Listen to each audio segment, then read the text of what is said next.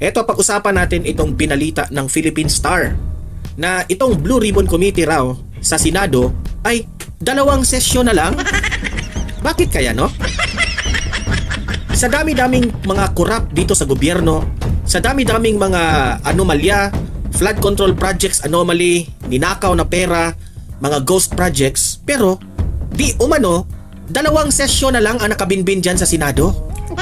My God! And tanong ngayon ng actually no, sa totoo lang, ang tanong ngayon ng taong bayan, takot na ba kayo kay Romualdez at ni Zaldico? Ha? Ihinto nyo na? Mamaya pag-usapan natin yan, ha, kasi nagtitrending ito ngayon na ano ba tong Senado? Gusto ba tayong matuklasan natin ang mastermind ng mga korupsyon na ito? O parang iniiwasan natin, di ba?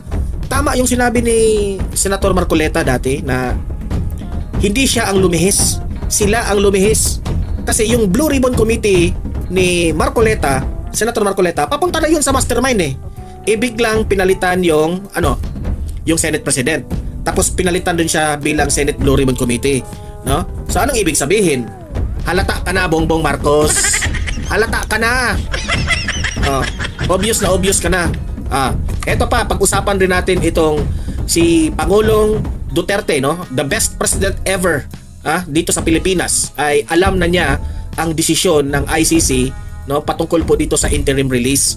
Nagkausap sila ng kanyang kapatid. Mamaya i-play natin yung video na yan at alamin natin ang buong detalye kung ano ang nasabi ni Tatay Digong at ang kanyang kapatid. Okay? Mamaya. At last but not the least na ating pag-uusapan ay ipakita ko sa inyo itong media interview ni Vice President Inday Sara Duterte dyan sa Davao, na bumisita siya dito sa mga biktima ng lindol.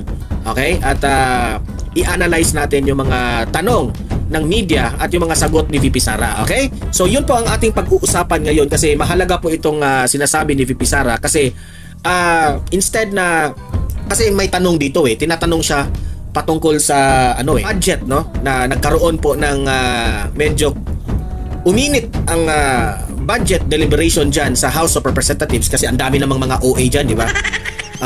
Teka muna. Ang daming OA dyan sa House of Representatives. Isa na yung si Saba Queen dyan Ang OA, may pa, gagamitin pa yung taong bayan na, binabastos na yung taong bayan, bla bla bla bla bla bla. Si VP Sara pa ang nambastos ng taong bayan. Utot nyo, huwag nyo i-brainwash ang taong bayan. Okay? So, yun po ang mga pag-uusapan natin ngayon, no? Pero bago help me po muna na i-like at saka i-share itong video na ito para kakalat ito sa taong bayan. Okay? Mahalaga like and share. Okay, ready? Sabay-sabay mo tayong mag-like and share. 1, 2, 3, go! Ayan, naka-like and share na ba? And sa mga bago pa lang dito sa aking channel sa Donmar TV, mag-subscribe na po kayo kung first time nyo itong napanood, no? Para lagi kayong updated sa ating mga balita. Okay, ang tanong ay ito yung pinakatanong natin Deserve ba ng taong bayan na dalawa na lang po ang session ng Blue Ribbon Committee patungkol po dyan sa flood control? Dalawa na lang. Ang tanong, deserve ba ng taong bayan na ganyan na lang ang gagawin ng Blue Ribbon Committee? Kasi kung si Senator Marcoleta po ang tatanungin natin, talagang hindi ganito po ang mangyayari. Gusto po nga ni Senator Marcoleta, kahit hanggang 2028 pa itong hearing na ito, basta papunta lang dito sa mastermind. Iyan naman talaga ang gusto ng taong bayan na matuklasan kung sino itong mga mastermind na ito at mapaparusahan. Kasi hindi nila kaya mapatawag si Zaldico, hindi nila kaya mapatawag si Martin Romualdez, kaya 2 sesyon na lang ba? Nakakahiya naman. Ito po yung balita, basahin natin. Philippine Star.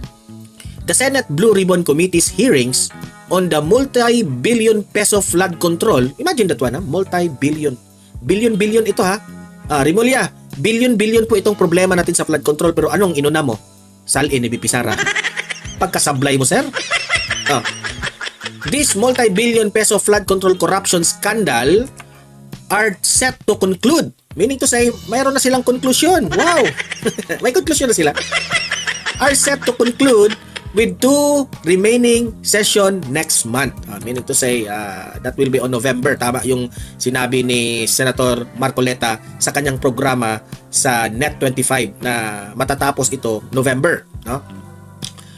Ang tanong dito, yung 2 session na nakabinbin, Mapatawag na ba si Zaldico? Mapatawag na ba si Martin Romualdez? Yan kasi ang inabangan ng taong bayan eh. Di ba? Huwag na tayong magbulahan. Yun po ang hinihintay ng taong bayan. Di ba? Kasi sa tingin ko ha, kapag hindi mapatawag itong si Zaldico at si Martin Romualdez, malaki ang tsansa na yan si Bongbong Marcos sa Malacanang, ha? Bababa. Yan. Kung ano ang nangyari ng tatay mo, ha? Yan rin ang mangyari sa'yo. Kasi baka, ito analysis ko lang ito ha, magagalit ang taong bayan yan, di ba? Bakit natin baliwalain itong flood control anomaly? Okay? Sabi pa dito, Acting Chairman Senator Erwin Tulfo said on Saturday, Blue Ribbon to conclude flood control probe ang dahil tapusin na nila itong flood control issue para i-shift ang focus to farm to market roads. Wow. Alam niyo sa totoo lang, no? Dapat nga pagtuunan ng pansin itong flood control hearings na ito kasi malaki po ang makukuha ng gobyerno dito. O anong makukuha ng gobyerno? Na umaasa po ang taong bayan na meron pong maibalik, no? Maraming maibalik na pera na ninakaw ng mga buhaya na ito. O kasi sayang din 'yun eh. 'Di ba? Sayang din 'yun. Sayang 'yun, nakapambili na sana 'yun ng gamot ng mga mahihirap nating mga kababayan, 'di ba? Nakabili na sana 'yun ng pagkain, bigas, 'di ba? Kasi sablay rin itong gobyernong ito eh, no? Na nagbibenta ng 20 pesos per kilo na bigas sa mga biktima ng lindol. Tingnan nyo yun, di ba? Alam nyo, itong gobyernong Marcos, no? Presyo-presyo na lang talaga, no? Hindi ba kayo pwedeng tumulong na isa puso nyo ang pagtulong ninyo? Talagang presyuhan talaga ang pagtulong. Bili na kayo ng 20 pesos! 20 pesos per kilo na bigas. Ayan, dahil nilindol kayo, 20 pesos per kilo na lang ang bigas. Wow! May pa ganun, di ba? Hindi ba pwede na kawawa naman kayo, no? Nilindol ang Cebu at itong Davao, gawa tayo ng paraan na ilibre natin ng mga pagkain itong mga kababayan natin, mga brothers and sisters natin sa Cebu at sa Davao. Ganun sana, di ba? Hindi yung, dahil alin na kayo, 20 pesos na lang kasi nalindol kayo. Walang hiyang gobyerno, di ba? Sinong hindi magagalit niyan, di ba? Tapos ipinagtanggol pa ng mga loyalista vlogger. Ewan ko na lang, no? Saan sila humuhugot ng confidence na ipagtanggol pa nila, no? Kahit sa anong anggulo ko i-analyze yung 20 pesos per kilo na bigas na nagbibenta sila sa mga biktima ng lindol, wala talaga. Walang tama talaga sa ginawa nila. Diba? Kasi noong panahon ng kampanya ni Bongbong Marcos, anong sinabi niya? Kapag ako ang magiging presidente, gagawin kong 20 pesos per kilo na bigas. Ibig sabihin, lahat ng mga Pilipino po ay tayo po ang makaramdam ng pagbaba ng presyo ng bigas. Yun ang ine-expect natin. Pero anong nangyari? Ha? Magtatapos na lang yung termino mo, no? Bongbong Marcos, wala pa yung 20 pesos per kilo. Anong ginawa mo? Pinupondohan nyo yan kaya nag 20 pesos per kilo. Hindi ibig sabihin na may ginawa ka na you have improved the production of rice kaya bumaba ang presyo. Wala kang ginawa eh. Yun naman talaga ang solusyon dyan sa bigas na yan. Damihan mo ang production ng bigas para yung presyo na yan ay kaya nga supply and demand, di ba? Kung ang dami ang demand, meaning to say, mamahal yung presyo. Pero hihina yung demand kasi mura na lang, di ba? So meaning, walang ginawa ang gobyerno na ito kundi kinuha pa rin ang pera ng taong bayan para punduhan ito para maging 20 pesos per kilo. Sablay rin. Tapos ibibenta pa ninyo sa mga nabiktima ng lindol. Di ba? Kaya sobrang sablay. Kaya dapat ipagpatuloy natin itong flood control anomaly hearing na sa kayong mga taong bayan, no? Manawagan na kayo, mag-rally tayo, manawagan tayo na hanggat hindi maisauli ang pera na ninakaw ninyo, magrarally tayo araw-araw. Araw-arawin na natin 'yan, no? Isigaw natin, BBM resign. Tama naman eh. Kasi sa mga latest pictures niya nakikita ko parang pagod na siya. Pagod na si Bongbong Marcos. Wala na. Yung kanyang skin, ang kanyang mukha, very dry na. Wala na talaga. Kailangan mo na ng skin care. Kailangan mo na ng skincare at kailangan mo nang magpahinga BBM, no? Kasi nakikita naman natin ng taong bayan, hindi mo kaya eh. O, tingnan mo si VP Sara. Ha? Busy yan. Kahit saang bansa pumupunta, ha? Courtesy call ng ating mga kababayang mga OFWs, tapos tumutulong pa dito sa nasalanta ng Lindol, sa Cebu, sa Davao. Pero kitang-kita mo yung kutis, fresh na fresh pa rin. Di ba? Pero ikaw, parang sabi pa nga ng iba eh, you are not fit for to be the president because tumingin sila sa mukha mo, parang bigla kang makikita mo kasi yung tao na hindi healthy sa kanilang skin, no? Makikita mo yan eh. Parang bulaklak na nalustay. Totoo, Bongbong Marcos, no? Hindi ko kami pa nananawagan sa iyo, Bongbong Marcos, na mag-focus ka sa health mo.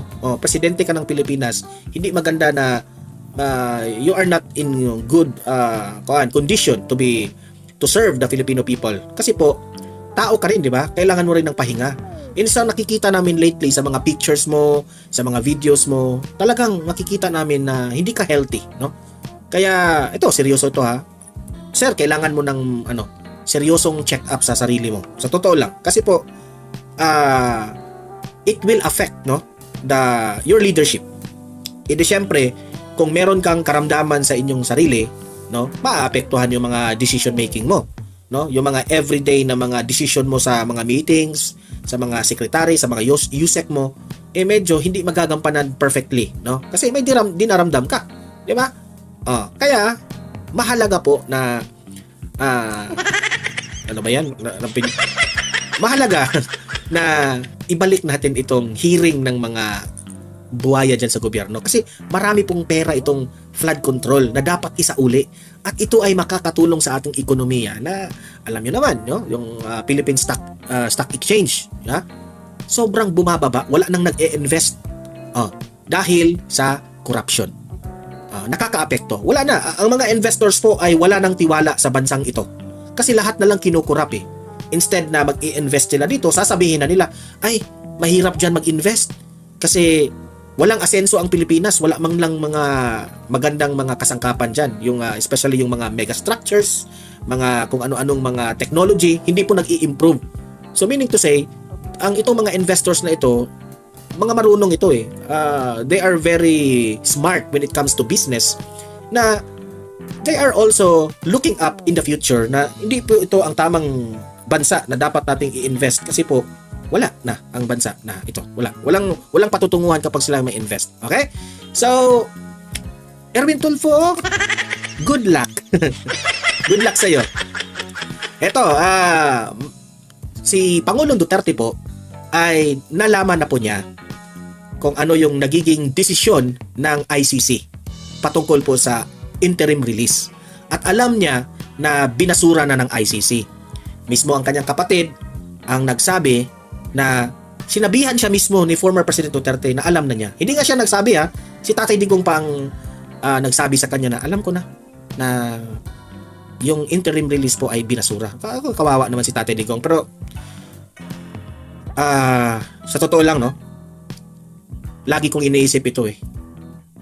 Kahit tayong mga Duterte supporters ay sasabihin nating hopeless na talaga yung freedom ni Tatay Digong, no? Pero lagi ko itong sinasabi na God will always make a way, no? Ako umaasa na lang ako sa Diyos na naniniwala pa rin ako na ang kabutihan pa rin ang mananaig. Yan lang ang lagi kong iniisip, sabi na kawawa naman si Tatay Digong, baka kung malaman niya mas lalo siyang mag-depress, ma-depress siya lalo, no? Alam niyo, sa totoo lang, yan si former President Duterte, kilala siya na itong taong ito ay full of wisdom. Alam na niya yan dito, Tatay Digong, na lagi niya yung sinasabi na kung ano man ang magiging mangyari sa buhay mo, may plano ang Diyos sa'yo. Destiny yan eh. Kung ito talaga yung destiny ko na ibigay ng Panginoon, i-accept niya yan. Ganyan lang sasabihin ni Tatay Digong yan eh. Hindi yan na kaya nga sabi ko, this is the only leader na who is very strong and full of wisdom. Ang mga supporters pa nga, yung mga medyo nadidepress at ayaw nang makita yung mga balitang ganito, di ba? Pero I am full of hopes pa. I am full of hopes. Ang kabutihan ang mananaig.